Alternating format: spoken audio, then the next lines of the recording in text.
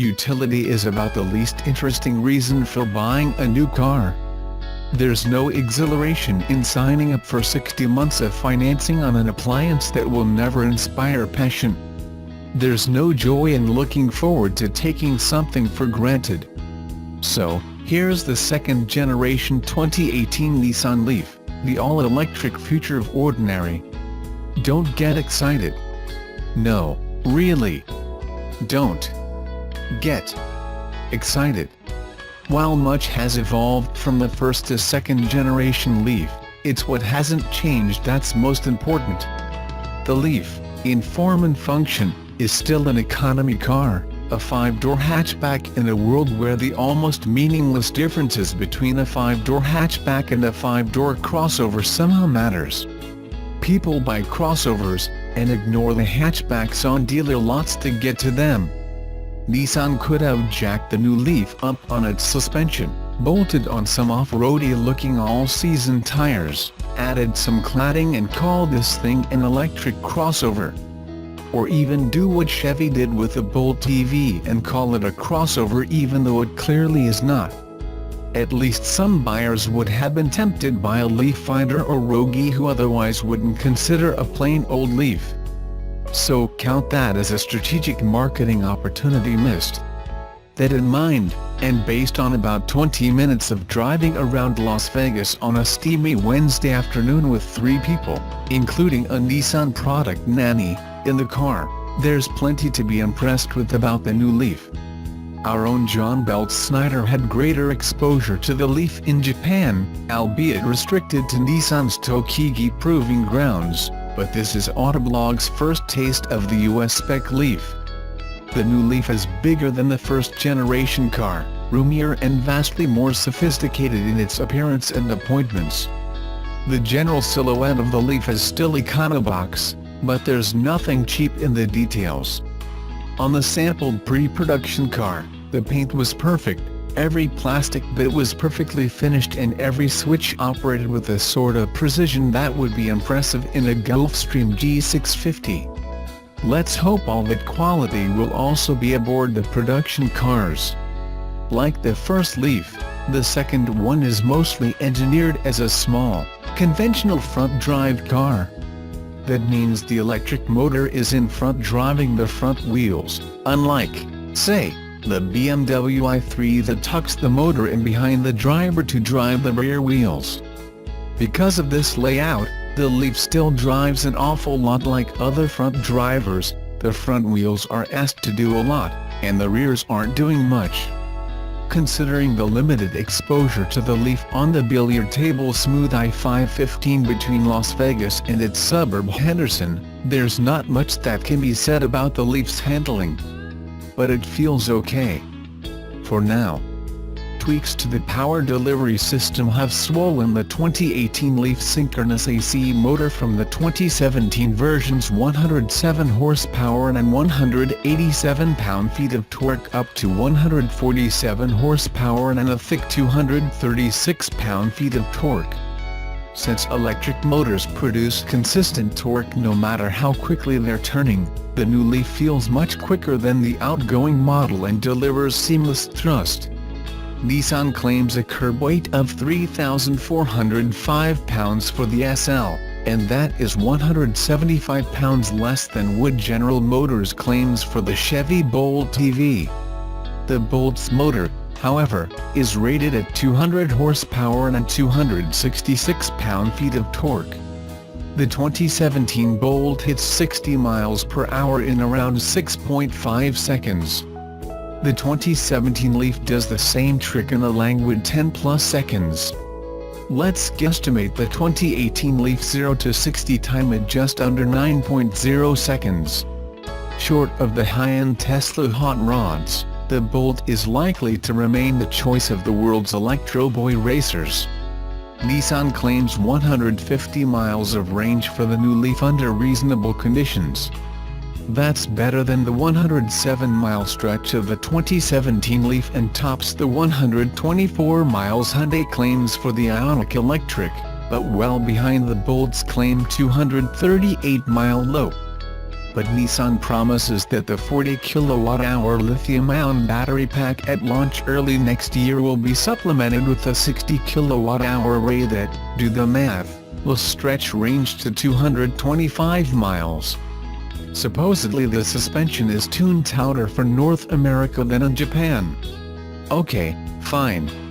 But there's no way to evaluate that until the new Leaf is experienced on more challenging roads. That in mind, the 17-inch wheels the Leaf SL were wrapped in modest 215/50ths or 17 low rolling resistance rubber. Any expectations of extreme cornering prowess are sure to prove misplaced. So instead of driving engagement, the new Leaf is overstuffed with new technology. Even the base $29,990 S model is equipped with an e-pedal system that modulates regenerative and mechanical braking to allow virtually one-pedal operation as the car stops itself when the driver's foot is off the accelerator pedal, just like the Bolt EV. That Mattel has offered similar operation in various battery-powered Barbie Jeeps and Corvettes for years wasn't noted in the press materials. Moving up to the mainstream $32,490 SV model adds a navigation system to the 7-inch center display screen, Apple CarPlay and Android Auto compatibility, radar-based intelligent cruise control and a phone quick charge port. Atop that, a $2,200 technology package includes Nissan's new ProPilot semi-autonomous tech. A top-of-the-line SL runs $36,200 and includes all the goodies, including blind spot warning, lots of cameras, and ProPilot, which seemed to work okay for the mile or so we were able to turn it on. What's frustrating here is that while the agony of this rollout persists, there's still reason to be suspicious that the electric car market is, in fact, a viable one. Worldwide, electric cars represented a puny 0.2% of the total car market despite such incentives as the $7,500 the United States government kicks back to those bold, brave or batty enough to buy one. It's hard to believe that this new Leaf will inspire a new wave of enthusiasm for electric cars. There's plenty of talk about mandating electric cars in France, China and California, and there's probably been a half-dozen hyped-up announcements since you started reading this sentence. But sooner or later, buyers have to find electric cars so attractive that they'll dump their internally combusted dreams solely based on the zapper's merits. Only Tesla has drilled into the market consciousness to pull that trick off so far. And that's with vehicles that, as good as they drive, are as much virtuous status symbols for the wealthy as real cars.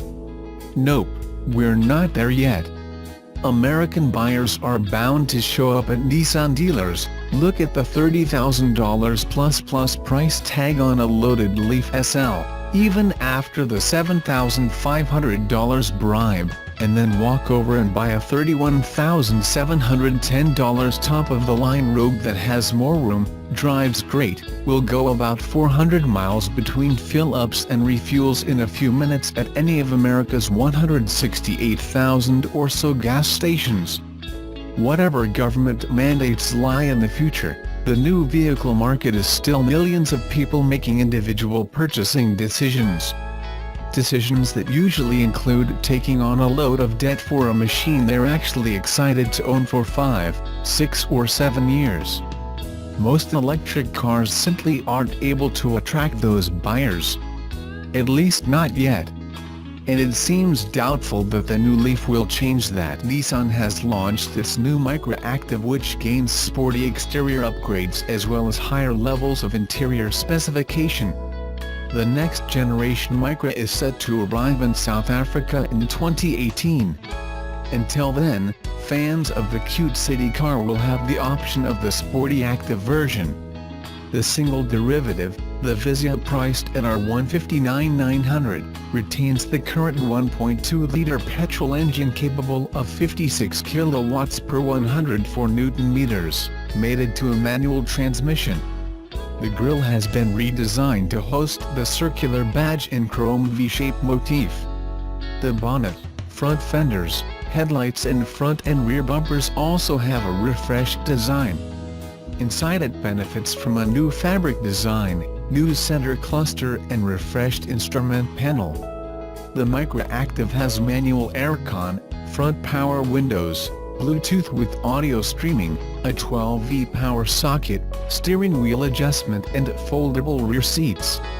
In terms of safety, ABS, EBD and brake assist, driver and passenger airbags, ISOFIX child seat anchorage in the second row, rear headrests, rear fog lights, remote central locking, speed-sensitive auto door lock and an immobilizer.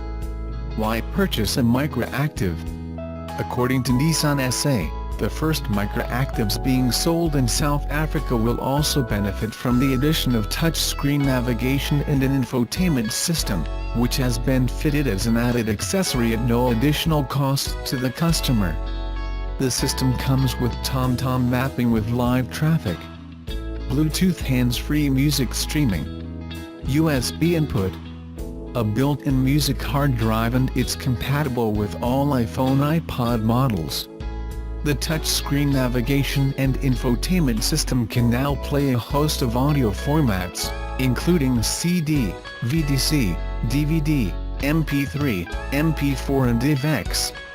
Optional extras included a reverse camera, tire pressure monitoring system and reversing parking sensors. The Trendsetter pack has smoky black alloy wheels, a chrome exhaust finish, a rear spoiler and mud guards. The Microactive, cost are $159,900, comes with a class-leading 3-year or 90,000 km service plan and a 6-year or 150,000 km warranty.